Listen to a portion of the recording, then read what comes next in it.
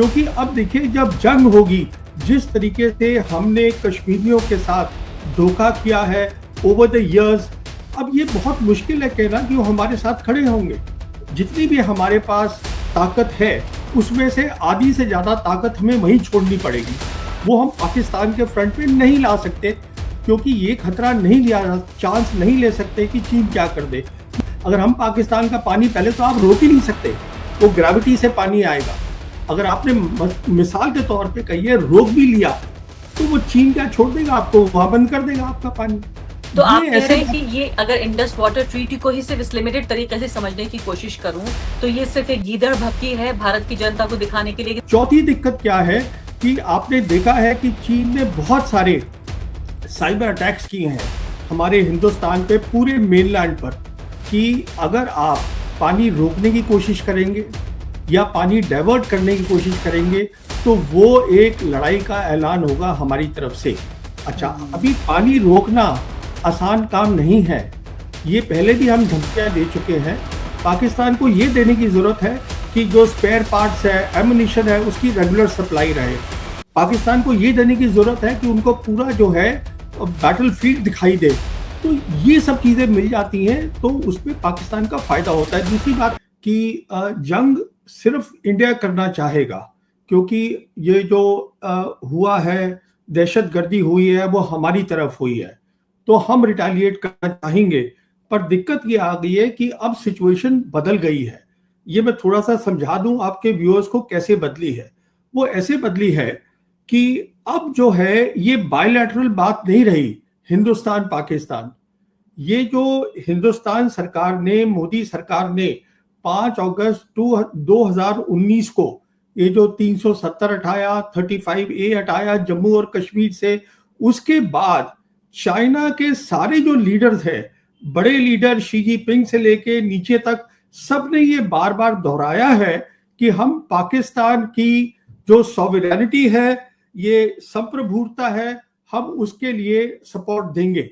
ये बहुत बड़ी बात है। इसका मतलब क्या हुआ, एक तो आप देखिए ये जब हुआ है उसके बाद ये जब 370 हटा है तो हमने देखा कि अप्रैल 2020 में PLA भी आके बैठ गई है ईस्ट लद्दाख में, ऊपर से ये स्टेटमेंट आ गई है। इसका बहुत सीधा सा मतलब है ये अब जंग जो है हिंदुस्तान पाकिस्तान की नहीं है, इसमें चाइना भी इन्वॉल्व है और चाइना के पास इतनी आज ताकत है कि उसको असला अपना भेजने की जरूरत नहीं है, काइनेटिक वॉर जिसको कहते हैं उसको करने की जरूरत नहीं है।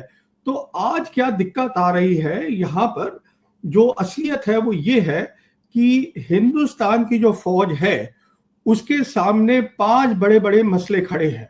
और वो 5 मसले हैं, सबसे बड़ा तो है कि जैसे जो इंडियन आर्मी है उनकी ये सब ट्रक जाएंगे, एमुनिशन जाएगा, खाना पानी जाएगा फ्रंट पर, तो उसकी सिक्योरिटी की बात हो गई है। क्योंकि अब देखिए जब जंग होगी, जिस तरीके से हमने कश्मीरियों के साथ धोखा किया है ओवर द इयर्स, अब ये बहुत मुश्किल है कहना कि वो हमारे साथ खड़े होंगे। तो इसलिए सबसे पहले तो यहाँ पे देना पड़ेगा जिसको हम बोलते हैं काउंटर टेरर ऑपरेशंस जो हो रहे हैं, जिससे कि हमारी लाइंस ऑफ कम्युनिकेशन सिक्योर हो। इसमें बहुत सारी फौज लगानी पड़ेगी, पहली बात।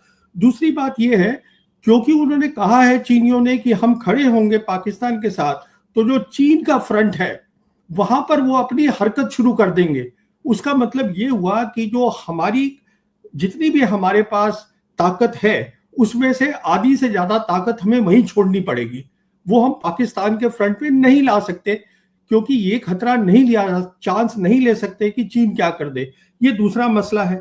तीसरा मसला तो जंग है ही है जो होगी हिंदुस्तान पाकिस्तान की। यहां भी दिक्कत है, यहां 2 बड़ी बड़ी दिक्कत है।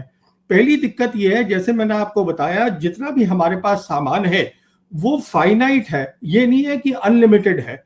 उसको हमने वहां छोड़ दिया चीन के फ्रंट पे, तो वैसे ही हमारे पास चीजें कम हो गई। एयरफोर्स चीफ बार बार बयान दे चुके हैं कि मुझे ऑथराइज्ड है 42.5 स्क्वाड्रन, मैं आज 30 है मेरे पास, वो 30 से भी कम है।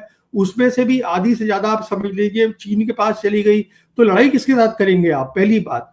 दूसरी बात, क्योंकि आज चीन के पास काबिलियत है, वो round the clock surveillance Pakistan को प्रोवाइड कर सकता है। जो हमारे पास नहीं होगी। मतलब पूरा जंग का जो थिएटर है वो पाकिस्तान को दिखाई देगा। उनकी मिसाइल्स को गाइड करने के लिए उनके सैटेलाइट्स अवेलेबल होंगे, बेदू सिस्टम। तो ये तीसरी बहुत बड़ी दिक्कत आ गई है।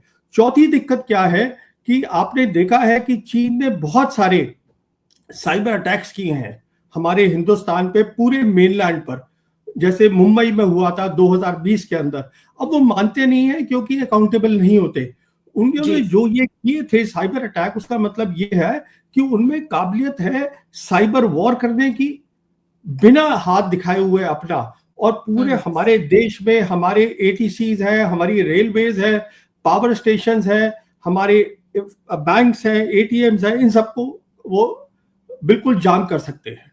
अच्छा, और लास्ट बात जो बहुत इंपॉर्टेंट है, देखिए जंग जब होती है हिंदुस्तान पाकिस्तान की, तो कितना आपके पास सामान है, because this is a war of attrition that matters. इसलिए जरूरी चीज ये होती है कि उनके पास जरिया है आज कि रेगुलर सप्लाई आती रहेगी चीन से, हमारे पास नहीं है। तो जब आप ये सारी बातों को ध्यान में रखेंगे जी तो ये बात बिल्कुल क्लियर हो जाती है कि हमारी जंग की तैयारी नहीं है। नहीं है। तो मैं एक बात, पहली बात तो देखिए, दोनों ही देश न्यूक्लियर आर्म्ड हैं, दोनों के पास न्यूक्लियर ताकत है, और पूरी दुनिया भी इस बात को अफोर्ड नहीं कर सकती कि ऐसा हो। लेकिन आप ही कह रहे हैं कि अगर इसको भी थोड़ी देर के लिए नजरअंदाज किया जाए तो भारत अगर, लेकिन चीन के साथ ऐसा मौका नहीं आया कभी इतिहास में कि हम उनके साथ सामने जीत पाए हों, बल्कि उनके सामने टिक भी पाए हों। तो क्या आप ये कह रहे हैं कि सीधे तौर पर, यानी कि चीन की बाकायदा फौज से हमें लड़ना होगा, चीन की नहीं, सरकार? मैं देखिए देखिए मैं आपको बताता हूँ, दो बातें बिल्कुल क्लियर करता हूँ। पहली बात है, अभी तक जो मैं बोल रहा था इसमें चीन को हमसे लड़ाई करने की जरूरत नहीं है। चीन को सिर्फ अपनी वो क्षमता जो कि जैसे साइबर होती है, एंटी स्पेस कैपेबिलिटीज होती है, ये सब उनको देने की जरूरत है पाकिस्तान को। पाकिस्तान को ये देने की जरूरत है कि जो स्पेयर पार्ट्स है, एमुनिशन है, उसकी रेगुलर सप्लाई रहे। पाकिस्तान को ये देने की जरूरत है कि उनको पूरा जो है बैटल फील्ड दिखाई दे। तो ये सब चीजें मिल जाती हैं तो उसमें पाकिस्तान का फायदा होता है। दूसरी बात मैं आपसे कहना लेकिन चाहूंगा, लेकिन मुझे ये समझ में नहीं आया, जब आप ये कह रहे थे कि इंटरनेट रोक सकता है हमारा, या हमारे एटीएम जो बैंक्स हैं उनके ऊपर, उनको एक तरह से पैरालाइज कर सकता है, ये समझ में नहीं आया कि ये कैसे काम करेगा। ये ऐसा, इसको हम बोलते हैं साइबर। साइबर का मतलब होता है जितनी भी आज डिजिटाइजेशन हुई है, मतलब कंप्यूटर लगे हैं। आज हम देखिए हिंदुस्तान में कंप्यूटर हमारे फाइनेंशियल, हमारे बैंकों में लगे हैं, हमारे पावर स्टेशन में लगे हैं, हमारे एटीसी पे लगे हैं, हमारी ट्रेन के वहां पर भी कंट्रोल होता है। उन सबको जाम कर सकते हैं। वो चाइना के पास आज ताकत है। दूसरी बात, चाइना जो है, जो इंटरनेट आता है हिंदुस्तान के अंदर, ये सब अंडर सी केबल्स होती हैं। आज उनके पास वो वेसल्स है, वो जहाज है जो हमारे पास नहीं है, जिससे कि वो अंडर वाटर इंटरनेट कनेक्शंस काट सकते हैं। इसमें उनको हमसे फिजिकल लड़ाई करने की जरूरत नहीं है। अच्छा, दूसरी मैं एक बात आपके व्यूअर्स को और बताना चाहता हूं, वो बहुत सीधी सी है। देखिए, हमने जंगें लड़ी हैं पाकिस्तान के साथ, हिंदुस्तान पाकिस्तान की जंगें हुई हैं। जब पहली जंग हुई थी कश्मीर की, तो एक सीज फायर लाइन बनी थी। वो बनी थी 1 जनवरी 1949 को। समझिए इस बात को, वो वाली मिलिट्री लाइन आज भी कायम है ग्राउंड पर, as the line of control, दूसरे नाम के साथ। इसका मतलब ये हुआ, वेस्टर्न थिएटर में हम कभी भी पाकिस्तान को पूरी तरीके से नहीं हरा पाए हैं। ये आप प्लीज बात समझिए। ये जो हम बोल देते हैं कि हमने 71 की जंग जीती है, वो 71 जो था वो बांग्लादेश हमने बनाया। वहां तो पाकिस्तान वैसे भी कुछ नहीं कर सकता था, लेकिन क्योंकि वो करगिल की जंग को क्या कहेंगे फिर आप? देखिए, कारगिल तो जंग थी ही नहीं। कारगिल को मैं कॉन्फ्लिक्ट बोलता हूं। उसका ये एक गैम्बल था मुशर्रफ का। मुशर्रफ ने अपनी एयरफोर्स नहीं लगाई, मुशर्रफ ने अपनी नेवी नहीं लगाई। जब तक आप अपनी पूरी ताकत नहीं लगाते हैं तो वो जंग होती ही नहीं है। और हमारा एजेंडा ये था कि जो हमारा एरिया है उससे हम पाकिस्तानियों को हटाएं वहां से। हमारा लिमिटेड एम था, तो हमने वो किया। और देखिए, क्योंकि उन्होंने अपनी एयरफोर्स यूज नहीं करी, इसलिए हम अपनी आर्टिलरी को डायरेक्ट फायर में यूज कर पाए।